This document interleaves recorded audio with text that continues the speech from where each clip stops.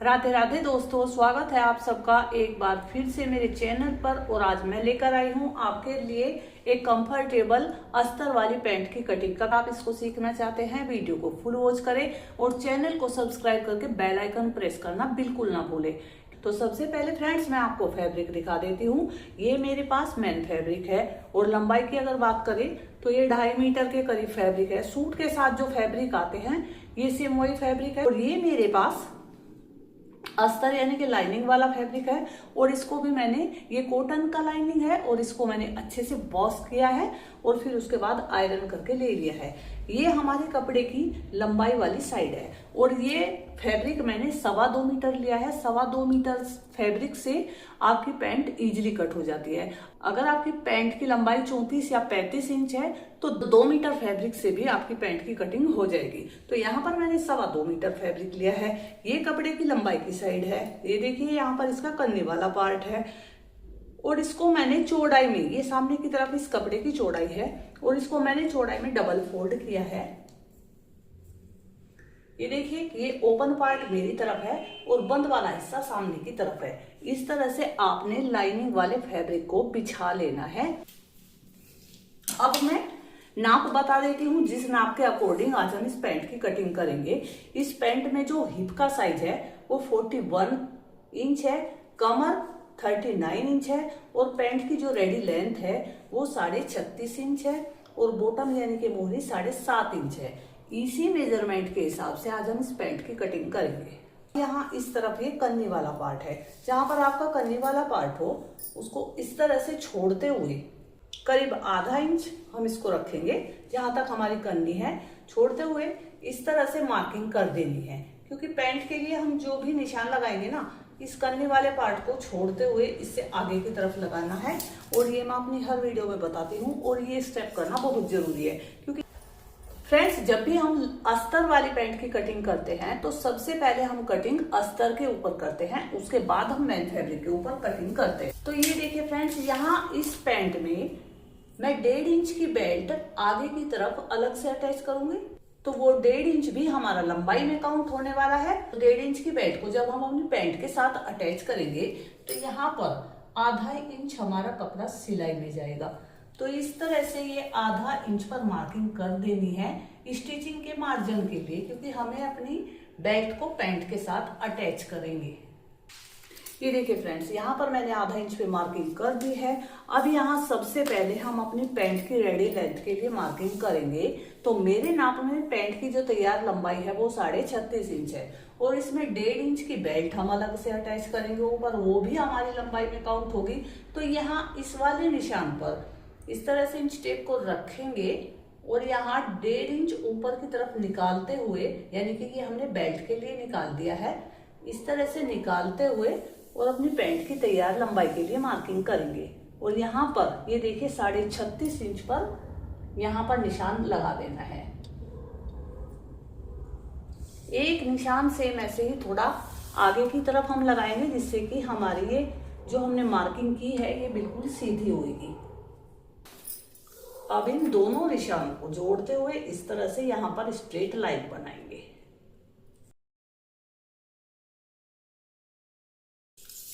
अब ये हमारी रेडी लेंथ हो गई। इससे नीचे की तरफ हम बॉटम की फोल्डिंग के लिए मार्किंग करेंगे और यहाँ पर ये मार्किंग मैं 2 इंच पर करूंगी। अगर आपके पास फैब्रिक ज्यादा है और आपको चौड़ा फोल्डिंग पसंद है तो ये मार्किंग आप 3 इंच 3.5 इंच पर भी कर सकते हो। यहाँ पर मैं 2 इंच पर मार्किंग करूंगी बॉटम की फोल्डिंग के लिए।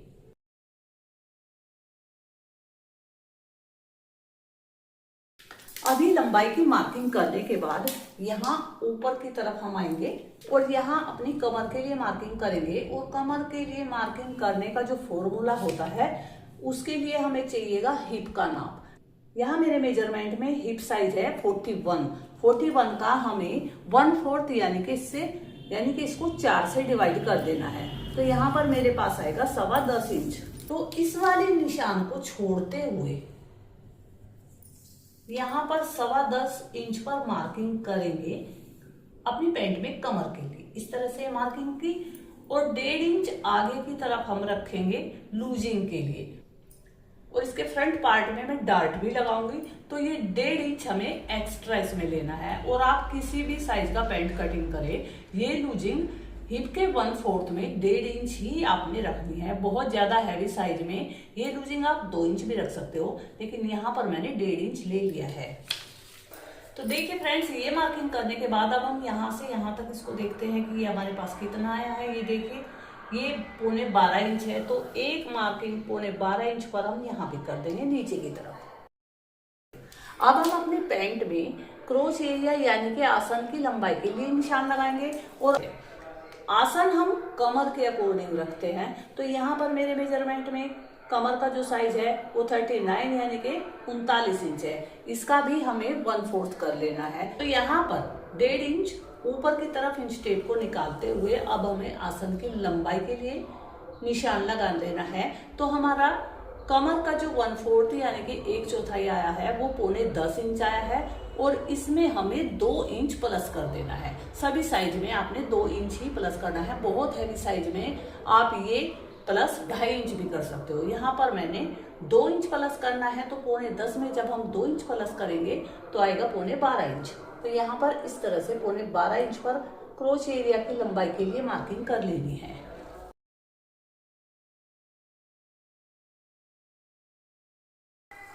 अब ये हमारा आसन की लंबाई का मार्किंग हो गया है। अब इस निशान को आगे की तरफ हम इस तरह से बढ़ा देंगे। अब जितना हमारा ये यहाँ से आया है ना, ये देखिए 12.25 है, इतना ही ये हमारा यहाँ पे आना चाहिए।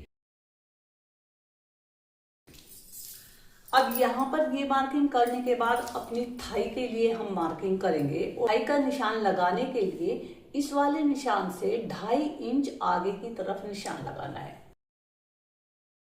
और सभी साइज में 2.5 इंच आगे की तरफ निशान बनाना है। अगर आप 40 से कम हिप साइज के लिए पैंट की कटिंग कर रहे हैं तो ये मार्किंग आप 2 इंच पर करें। और अगर आप 40 से ऊपर वाले साइज के लिए कर रहे हैं तो 2.5 इंच पर करें। और अगर आप 44 इंच से ज्यादा के लिए ये मार्किंग कर रहे हैं पैंट के लिए तो यहाँ पर 3 और बहुत ज्यादा हैवी साइज के लिए 3.5 इंच तक आप इस मार्किंग को लगा सकते हो। तो यहाँ पर मैंने 2.5 इंच लिया है।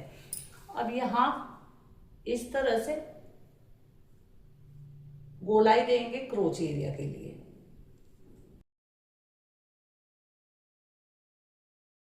और ये गोलाई देते टाइम आपने ध्यान रखना है कि बहुत डाउन में हमें ये राउंड शेप नहीं देनी है। थोड़ी सी खड़ी शेप में ये गोलाई देंगे जिससे कि हमारे पैंट के आसन में पहनने के बाद बिल्कुल भी खिंचाव नहीं आएगा।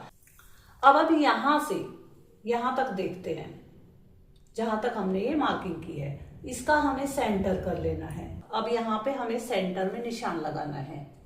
ये देखिए, ये हमने सेंटर पे निशान लगा दिया है। अब हम यहाँ से इसको नापते हैं कि ये कितना है। ये देखिए, ये हमारे पास 7.25 इंच के करीब है। तो एक मार्किंग 7.25 इंच पर यहाँ ऊपर की तरफ भी करेंगे, क्योंकि यहाँ पर अपने फ्रंट पार्ट में हम डार्ट लगाएंगे। अब यहाँ से 5 इंच नीचे की तरफ निशान लगाएंगे और इस निशान को हम इस तरह से स्ट्रेट करेंगे। अब इस लाइन के दोनों तरफ आधा आधा इंच लेते हुए इस तरह से यहां पर अपनी डार्ट के लिए मार्किंग करेंगे। अब ये मार्किंग करने के बाद यहाँ नीचे की तरफ अपने पैंट के बॉटम के लिए मार्किंग करेंगे। तो ये देखिए, यहाँ पर ये हमारा 7.25 इंच आया है। तो यहाँ नीचे की तरफ भी हम इस वाले निशान को छोड़ते हुए 7.25 इंच पर मार्किंग करेंगे। अब इन निशानों को हम इस तरह से स्ट्रेट करेंगे।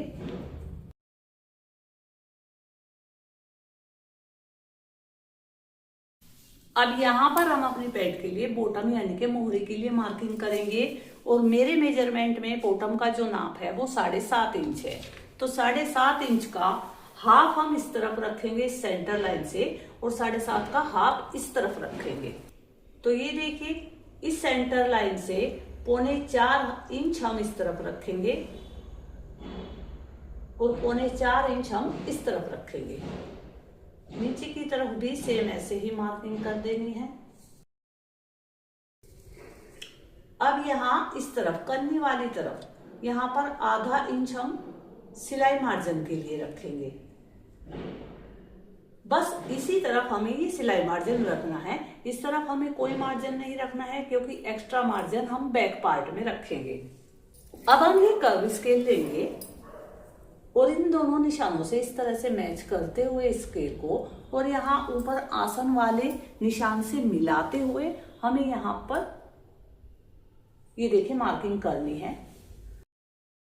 ये मार्किंग करने के बाद अब इस तरह से घुमाएंगे इस कर्व स्केल को और ये देखिए यहाँ पर ये जो हमने एक्स्ट्रा मार्जिन लिया है आधा इंच और यहाँ पर इस वाले निशान से मैच करते हुए हमें इन निशानों को जोड़ देना है। अब यहाँ पर ये देखिए हमारा थोड़ा कॉर्नर जैसा हमें दिख रहा है, तो इस तरह से रखेंगे कर्व स्केल को और यहाँ पर इसको हल्की सी राउंड शेप हम ड्रॉ करेंगे। अब यहाँ ऊपर आसन की तरफ ये देखिए 1.25 इंच नीचे की तरफ हमें निशान लगा देना है और इस वाले निशान को यहाँ तक इस तरह से तिरछी लाइन से मिला देना है जहां तक हमने डॉट के लिए मार्किंग की है। और आसन की तरफ से हमें ये मार्किंग करनी है क्योंकि हम अपने पैंट में फ्रंट पार्ट का आसन छोटा रखते हैं और बैक पार्ट का आसन हम थोड़ा सा बड़ा कट करेंगे जिससे कि हमारे पैंट की फिटिंग बहुत ही अच्छी आएगी। तो ये मार्किंग करने के बाद अब सेम निशानों पर हम इसका कटिंग कर देंगे।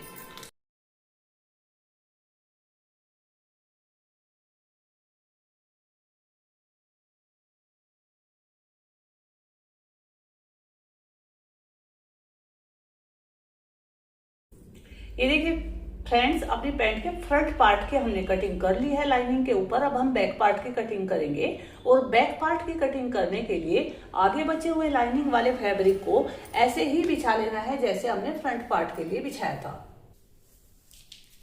ये देखिए फ्रेंड्स बैक पार्ट की कटिंग के लिए लाइनिंग को सेम ऐसे बिछा लेना है और यहाँ पर भी ये आधा इंच की कन्नी को छोड़कर मार्किंग हमें कर देनी है। इस तरह से मार्किंग करने के बाद अब अपने फ्रंट पार्ट को लेंगे और इस तरह से रखेंगे। 1 इंच हमें इसे नीचे की तरफ रखना है फ्रंट पार्ट को बैक पार्ट से। अब जहां तक हमारे फ्रंट पार्ट की कटिंग आ रही है इस तरह से हम यहाँ पर स्ट्रेट लाइन बनाएंगे और इससे आगे की तरफ 2.5 इंच पर मार्किंग करेंगे क्योंकि बैक पार्ट में हम एक्स्ट्रा लूजिंग रखते हैं क्योंकि फ्रंट के अकॉर्डिंग बैक पार्ट हमेशा हैवी होता है। ये देखिए अब यहाँ इस लाइन को इस तरह से स्ट्रेट कर देंगे। अब इससे आगे की तरफ 2.5 इंच पर मार्किंग करेंगे बैक पार्ट के आसन की गोलाई के लिए इस तरह से। ये देखिए हमारा फैब्रिक बिल्कुल एग्जैक्ट कंप्लीट ही आ रहा है। अब यहाँ भी सेम ऐसे ही हम हल्के हाथ से राउंड शेप देंगे इस तरह से। अब ये देखिए फ्रेंड्स यहाँ आसन की तरफ अपने बैक पार्ट का आसन हम थोड़ा सा बड़ा कट करेंगे पैंट में, तो यहाँ पर इस वाले निशान से 2 इंच पर मार्किंग करेंगे क्योंकि 2 इंच हम बैक पार्ट का आसन बड़ा रखेंगे इस साइज में। अगर आप हल्के साइज के लिए पैंट रेडी कर रहे हो जैसे कि 36 साइज 38 साइज तो यहाँ पर ये मार्किंग आप 1 इंच पर करेंगे और 40 साइज की अगर आप पैंट कटिंग कर रहे हैं तो यहाँ पर ये आप 1.5 इंच पर करेंगे। और यहाँ पर ये देखिए मैं ये 41 साइज के लिए पैंट रेडी कर रही हूँ तो 2 इंच पर मैंने ये मार्किंग की है। हैवी साइज के लिए आप ये मार्किंग 3 इंच तक भी कर सकते हो। इस तरह से मार्किंग करने के बाद इस वाले निशान से और जहां तक हमारे फ्रंट पार्ट की कटिंग आ रही है वहां तक हमें इस तरह से तिरछी लाइन करते हुए इसको जोड़ देना है। तो यहाँ पर हमने बैक पार्ट के लिए आसन को बढ़ा के कट कर दिया है। ये देखिए फ्रेंड्स फ्रंट पार्ट में हमने सिलाई के लिए कोई मार्जिन यहाँ पर नहीं लिया था। ये देखिए अब हम बैक पार्ट में 1.5 इंच पर मार्किंग करेंगे सिलाई मार्जिन के लिए। अब कर्व स्केल को इस तरह से रखेंगे और यहाँ पर बैक पार्ट के लिए इस तरह से मार्किंग कर देनी है। इस तरफ हमें सेम ऐसे ही कट करना है जैसे हमने फ्रंट पार्ट के लिए कट करना है। एक्स्ट्रा हमें इस साइड लेना है, यहाँ आसन की तरफ भी लेना है, यहाँ नीचे सिलाई मार्जिन के लिए लेना है और यहाँ ऊपर आसन को बढ़ाकर कट करना है। तो ये हमारे पैंट की प्रॉपर मार्किंग हो गई है। तो अब हम इसका कटिंग करेंगे।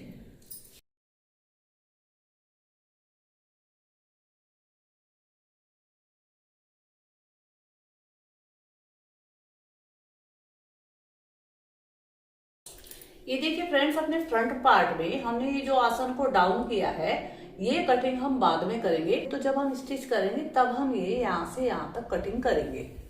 तो अब हम अपने लाइनिंग वाले पार्ट को हटा देते हैं और अपने मैन फैब्रिक को लेंगे और मैन फैब्रिक को भी ऐसे ही हमें बिछा लेना है जैसे हमने लाइनिंग वाले पार्ट को बिछाया था।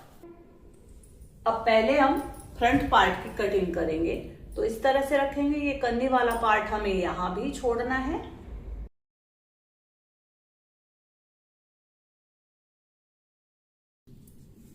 ये देखिए फ्रेंड्स, इस तरह से मिलाकर इसको हमने बिछा लिया है। अब हम इसके बराबर बराबर इसका कटिंग कर लेंगे। कुछ भी इसमें हमें एक्स्ट्रा नहीं लेना है। तो ये देखिए फ्रेंड्स, अब हम अपने मेन फैब्रिक का कटिंग भी सेम ऐसे ही कर लेंगे।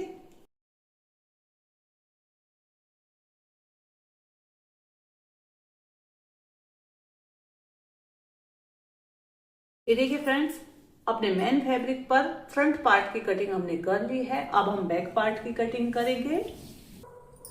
अब बैक पार्ट को भी सेम ऐसे ही अपने मेन फैब्रिक के ऊपर पैलेस कर लेना है। ये देखिए, अब बैक पार्ट की भी इसी तरह से कटिंग कर लेनी है।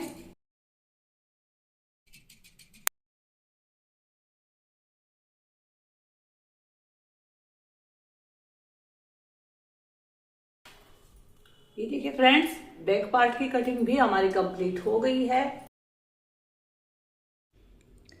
ये देखिए फ्रेंड्स, अब हम अपने पैंट के लिए बेल्ट की कटिंग करेंगे। साइड से बचा हुआ फोल्डेड फैब्रिक ले लिया है। सामने की तरफ इसका बंद वाला पार्ट है और बेल्ट की कटिंग के लिए यहाँ पर मैं 4 इंच चौड़ी पट्टी का कटिंग करूँगी, क्योंकि हमें 1.5 इंच की बेल्ट रेडी करनी है। जितनी भी आपको बेल्ट की चौड़ाई रखनी है उससे डबल करना है और 1 इंच सिलाई का ऐड कर देना है।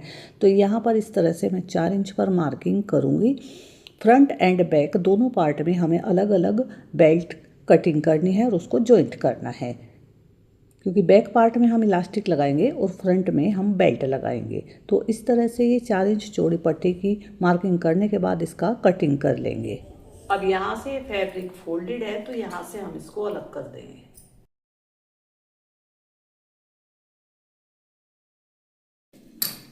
ये देखिए फ्रेंड्स, ये हमारे पास 2 पट्टी की कटिंग हो गई है और फ्रंट एंड बैक दोनों पार्ट में हम इस पट्टी को जॉइंट करेंगे। अब हम अपने पैंट के लिए पॉकेट की कटिंग करेंगे। पॉकेट की कटिंग करने के लिए आगे बचे हुए फैब्रिक को ले लेना है। ये यहाँ पर फोल्डेड फैब्रिक है, यानी कि बंद हिस्सा है कपड़े का। इस तरफ ओपन पार्ट है और ये 2 लेयर में हमारे पास फैब्रिक है। साइड से बचा हुआ फैब्रिक हमें यहाँ पर ले लेना है। तो यहाँ पर इस तरह से 6 इंच चौड़ाई रखेंगे ऊपर की तरफ। पॉकेट की लंबाई हम रखेंगे 13 इंच। एक मार्किंग इस तरफ करेंगे 13 इंच पर और यहां नीचे की तरफ पॉकेट की चौड़ाई रखेंगे 7 इंच। अब इन दोनों निशानों को मिलाते हुए इस तरह से निशान लगाएंगे। अब यहां ओपन पार्ट की तरफ हल्की सी राउंड शेप देंगे इस तरह से और इसका कटिंग करेंगे। यहां पर सेंटर कट लगाएंगे। तो ये देखिए फ्रेंड्स, ये हमारी पॉकेट कटिंग हो गई है। तो फ्रेंड्स, आपको आज की वीडियो कैसी लगी? अगर वीडियो अच्छी लगी हो, यूजफुल हो तो लाइक करें, शेयर करें और कोई भी डाउट्स हो तो कमेंट करें। और वीडियो देखने के लिए धन्यवाद। मिलते हैं नए वीडियो के साथ।